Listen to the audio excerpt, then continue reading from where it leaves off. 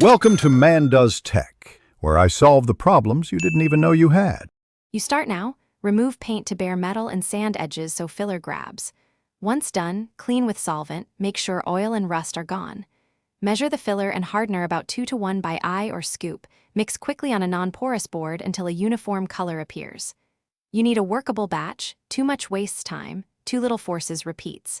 Keep movements brisk. A smooth, homogeneous paste cures predictably and bonds well. You press the mixed putty firmly into dents, forcing it into pinholes and undercut edges, then overbuild slightly to allow material for sanding. Once the filler firms to a tacky stage, use a curved metal spreader to roughly profile the contour. Work fast but cleanly.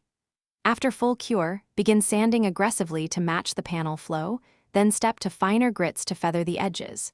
Make sure transitions are smooth. Consistent pressure and progressive grits prevent gouges and show-through. You finish by feather sanding with 320 to 400 grit, wipe the area with solvent, and confirm a smooth, even profile. Once clean, spray a thin epoxy primer to seal the filler. Allow proper flash time and then block sand to a paint-ready surface. If you see shrinkage, pinholes, or cracks, don't panic. Reopen the flaw, clean out loose debris, apply a thin adhesive or bonding coat, and reapply filler in thin layers.